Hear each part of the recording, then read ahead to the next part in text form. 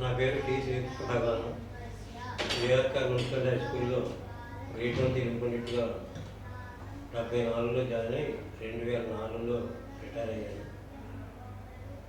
ప్రస్తుతం రాయలో అపార్ట్మెంట్లో ఉన్నాను. నా పేరు డాక్టర్ సాయిరాజ్ సత్యనారాయణరాజు. ఆంధ్రప్రదేశ్ ప్రభుత్వ గురుకుల జూనియర్ కళాశాలలో పోస్ట్ గ్రాడ్యుయేట్ టీచర్గా పనిచేసి రిటైర్ అయ్యాను. ప్రస్తుతం ఉద్యోగ విరమణ అనంతరం భీమవరం రాయలలో ఉంటున్నాను. నా పేరు దొంతాభక్తుని రామనాగేశ్వరరావు. గ్రేడ్ 1 తెలుగు పండిట్గా సోమరక్షణ జిల్లా పరిషత్ హై స్కూల్లో చేసి రిటైర్ అయ్యాను. ప్రస్తుతం సబ్ జూనియర్స్కి న్యాయంగా వచ్చాను. గౌరవంగా ఉంటాను. సభకి నమస్కారం. జై శ్రీకృష్ణ. యజ్ఞాత్ కర్మణో నెత్లా లోకోయం కర్మ బంధనః తదాద్యం కర్మ కౌంతేయ ముక్త సంగ సమాచర అన్నాద్ భవంతి భూతాని పర్జన్యాదన సంభవః యజ్ఞాద్ భవతి పర్జన్యో యజ్ఞకర్మ సముద్భవం కర్మ బ్రహ్మోద్భవం యజ్ఞి బ్రహ్మాక్షర సముద్భవం తస్మాత్ సర్వగతం బ్రహ్మ నిత్యం యజ్ఞే ప్రతిష్ఠితం యద్లరాచారతి శిష్టే స్థాః తత్తదేవోతరో జనాః సయ ప్రమాణం కురుతే లోకస్తదనువర్తతే. శ్రేయాన్ స్వధర్మో విగుణః పరధర్మో స్వనుష్ఠితాత్ పరధర్మే నిధనం శ్రేయః పరధర్మో భయావహః. యదా యదా హి ధర్మస్య గ్లానిర్భవతి భారత అభ్యుత్థానం నధర్మస్య తదాత్మానం సృజామ్యహం ప్రవిత్లానాయ సాధూనాం వినాశాయ చ దుష్కృతాం ధర్మ సంస్థాపనార్థాయ సంభవామి యుగే యుగే వీతరాగ భయక్రోధాః మన్మయా మాముపాసితాత్ బహవో జ్ఞాన తపసా పూతా మద్బాహ్న త్వమాగతాత్. ఏ యదా మాం ప్రవిత్లంతే తాంస్తదైవ భజామ్యహం మమ వర్త్మానువర్త్వంతే మనుష్యాపార్థ సర్వశః. న మాం కర్మాణి లింపంతి న మే కర్మ స్పరేషు హాత్ ఇతి మాం యో విజానాతి కర్మభిర్న శబతతే. ధన్యవాదములు. అందరికీ నమస్కారము. నా పేరు జీ మనస్వి. నేను 4వ తరగతి చదువుతున్నాను. యజ్ఞాత్ కర్మణో యంత్ర లోకోయం కర్మ బంధనః తదర్థం కర్మ కౌంతేయ ముక్త సంగః సమాచర అన్నాద్ భవంతి భూతాని పర్జన్య తన సంభవః యజ్ఞాద్ భవతి పర్జన్యో యజ్ఞః కర్మ సముద్భవః కర్మ బ్రహ్మోత్సవం విద్ధి బ్రహ్మాక్షర సముద్భవం తస్మాత్ సర్వగతం బ్రహ్మ నిత్యం యజ్ఞే ప్రతిష్ఠితం యద్యదాచర్తి శ్రేష్ఠః తత్తద్దేవేతరో జనః శ్రేయః ప్రమాణం కురుతే లోకస్తదనువర్తతే. శ్రేయాన్ స్వధర్మో విగుణః పరధర్మాత్ స్వనుష్ఠితాత్ స్వధర్మే నిధనం శ్రేయః పరధర్మో భయావహః. యదా యదా హి ధర్మస్య గ్లానిర్భవతి భారత అభ్యుత్థానం అధర్మస్య తదాత్మానం సృజామ్యహం పరిత్రాణాయ సాధూనాం వినాశాయ చ దుష్కృతాం ధర్మ సంస్థాపనార్థాయ సంభవామి యుగే యుగే వీతరాగ భయక్రోధ మన్మయా మాముపాశ్రితాః బహవో జ్ఞాన తపసా పూతా మద్భావమాగతాః. ఏ యదా మాం ప్రపద్యంతే తాంస్తదైవ భజామ్యహం మమ వర్త్మానువర్తంతే మనుష్యాః పార్థ సర్వశః. న మాం కర్మాణి లింపంతి న మే కర్మ ఫలేషు ఇది మాం యో విజానాతి కర్మభిర్నాశ బధ్యతే. అందరికీ ధన్యవాదములు. नमः सभा सरस्वत्यै मम नाम ऋत्विका अहं भीमवरं पुरस्तु वेस्ट्बेरी उन्नत पाठशालायां पञ्चमकक्षा पठामि। ॐ श्री गुरुभ्यो नमः।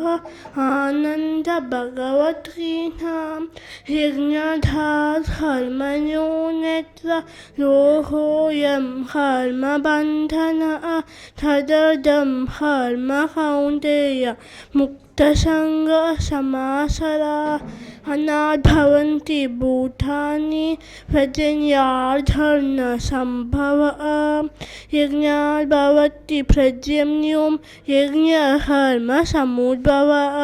कर्म ब्रह्मोद्भवं विद्धि ब्रह्माक्षरसमुद्भवम्। तस्मात् सर्वगतं ब्रह्म नित्यं यज्ञे प्रतिष्ठितं।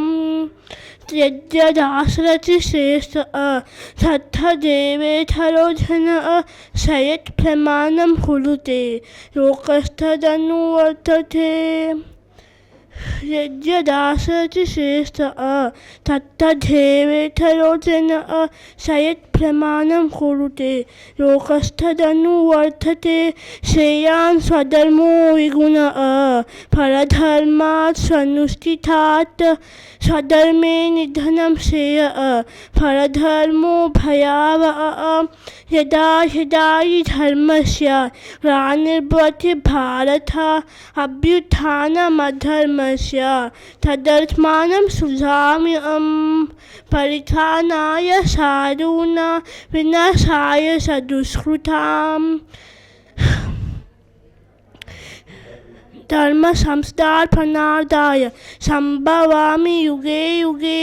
वीतरागभयक्रोधाः मन्मया मामुपाश्रिताः बहवो ज्ञानतपसा भूतमद्भावमागताः। ये यदा मां प्रपद्यन्ते प्राप्तदैव तांस्तदैव भजाम्यहम्। मम वर्तमानो वर्तन्ते मनुष्याः पार्थ सर्वशः। न मां कर्माणि लिम्पन्ति न मे कर्मफले स्पृहा। इति मां यो विजानाति कर्मविना न सा बध्यते। इति श्रीकृष्णार्पणमस्तु। నీ పేరు जी हेमंत नागसाई హేమంత नागसाई ఏ స్కూలు आदित्य క్లాస్లో చెప్పు सेकंड। यज्ञार्थात् कर्मणोऽन्यत्र लोकोऽयं कर्मबन्धनः तदर्थं कर्म कौन्तेय मुक्तसङ्गः समाचर। अन्नात् भवन्ति भूतानि पर्जन्यादन्न सम्भवः। यज्ञात् भवति पर्जन्यो यज्ञः कर्मसमुद्भवः। कर्म ब्रह्मोद्भवं विद्धि ब्रह्माक्षरसमुद्भवं। तस्मात् सर्वगतं ब्रह्म नित्यं यज्ञे प्रतिष्ठितं। यद्यदाचरति श्रेष्ठः तत्तदेवेतरो जनः स यत्प्रमाणं कुरुते लोकस्तदनुवर्तते। श्रेयान् स्वधर्मो विगुणः परधर्मात् स्वनुष्ठितात्। स्वधर्मे निधनं श्रेयः परधर्मो भयावहः। यदा यदा हि धर्मस्य ग्लानिर्भवति भारत अभ्युत्थानमधर्मस्य तदात्मानं सृजाम्यहम्। परित्राणाय साधूनां विनाशाय च दुष्कृतां। धर्मसंस्थापनार्थाय सम्भवामि युगे युगे। वीतरागभयक्रोधाः मन्मया मामुपाश्रिताः बहवो ध्यानतपसा पूता मद्भावमागताः। ये यथा मां प्रपद्यन्ते तांस्तथैव भजाम्यहम्। मम वर्त्मानुवर्तन्ते मनुष्याः पार्थ सर्वशः। न मां कर्माणि लिम्पन्ति न मे कर्मफले स्पृहा। इति मां योऽभिजानाति कर्मभिर्न स बध्यते। ओम श्री कृष्ण परब्रह्मणे नमः। श्रीमद्भगवद्गीता। ओम श्री भगवानुवाच యజ్ఞదాచ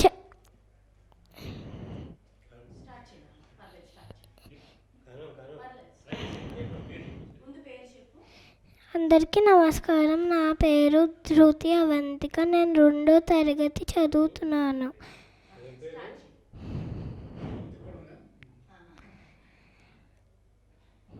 ఓం శ్రీకృష్ణ పరబ్రహ్మణే నమః. శ్రీమద్భగవద్గీత అథ చతుర్థాధ్యాయః.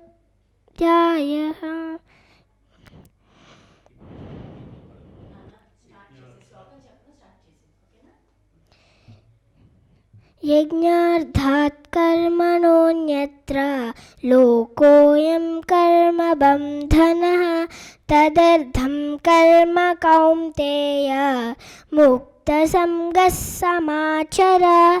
అన్నాద్ భవంతి భూతాని పర్జన్యాదన్న సంభవః.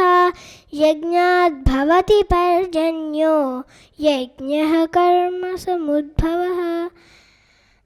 కర్మ బ్రహ్మోద్భవం విద్ధి బ్రహ్మాక్షర సముద్భవః. తస్మాత్ సర్వగతం బ్రహ్మ నిత్యం యజ్ఞే ప్రతిష్ఠితం. యద్యదాచరతి శ్రేష్ఠః తత్తదేవేతరో జనః. స యత్ప్రమాణం కురుతే లోకస్తదనువర్తతే. శ్రేయాన్ స్వధర్మో విగుణః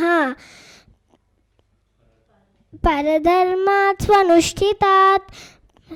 స్వధర్మే నిధనం శ్రేయః పరధర్మో భయావహః.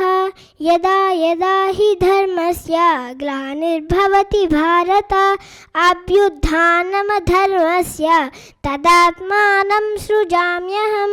పరిత్రాణాయ సాధూనాం వినాశాయ చ దుష్కృతాం. ధర్మ సంస్థాపనార్థాయ సంభవామి యుగే యుగే. వీతరాగభయక్రోధా మన్మయా మాముపాశ్రితా. బహవో జ్ఞానతపసా పూతా మద్భావమాగతా. ఏ యథా మాం ప్రపద్యంతే తాం తథైవ భజామ్యహం. మమ వర్త్మానువర్తంతే మనుష్యాః పార్థ సర్వశః. న మాం కర్మాణి లింపంతి న మే కర్మఫలే స్పృహా. ఇతి మాం యోభిజానాతి కర్మభిర్న సపద్యతే. అందరికీ నమస్కారం. హరి ఓం తత్సత్.